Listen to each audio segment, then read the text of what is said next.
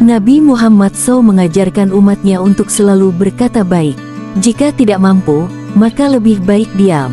Lisan diibaratkan sebagai pisau yang apabila dipergunakan secara asal akan melukai orang lain. Allah SWT bahkan memerintahkan kaum muslimin untuk senantiasa menjaga lisannya dan menggantinya dengan berzikir sebagaimana firman-Nya dalam surah An-Nisa ayat 114. Artinya, tidak ada kebaikan pada kebanyakan bisikan-bisikan mereka, kecuali bisikan-bisikan dari orang yang menyuruh manusia memberi sedekah, atau berbuat ma'ruf, atau mengadakan perdamaian di antara manusia. Dan barang siapa yang berbuat demikian karena mencari keridaan Allah, maka kelak kami memberi kepadanya pahala yang besar.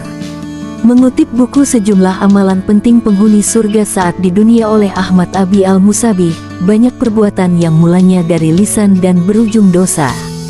Contohnya seperti ghibah, mengadu domba, pembicaraan yang tidak bermanfaat dan candaan yang berlebihan. Hadits berkata baik atau diam. Nabi Muhammad SAW dalam hadisnya menganjurkan kaum muslimin untuk mengatakan hal-hal baik, jika tidak mampu maka sebaiknya diam. Barang siapa beriman kepada Allah dan hari akhir hendaklah berbicara yang baik-baik atau diam. Hari Al-Bukhari, dijelaskan dalam buku Syarah Hadits Arba'in oleh Muhyiddin Yahya, berkata baik dalam hadits tersebut mencakup menyampaikan ajaran Allah dan Rasul-Nya dan memberikan pengajaran kepada kaum muslim terkait amar ma'ruf dan nahi munkar.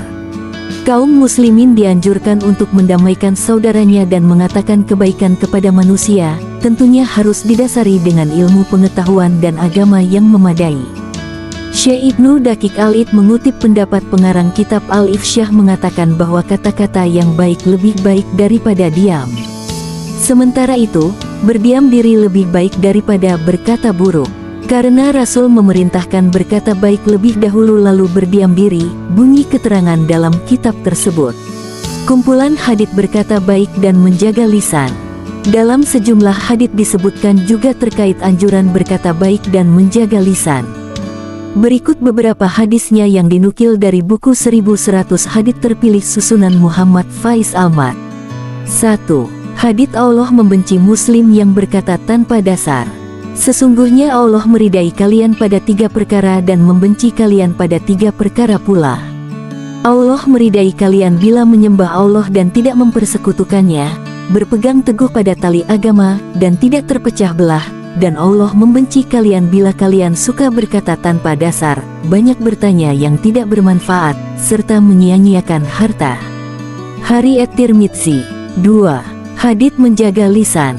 Sesungguhnya seorang hamba mengatakan suatu kalimat yang mendatangkan murka Allah Ta'ala yang ia tidak menaruh perhatian padanya namun mengakibatkan dijerumuskan ke dalam neraka jahanam.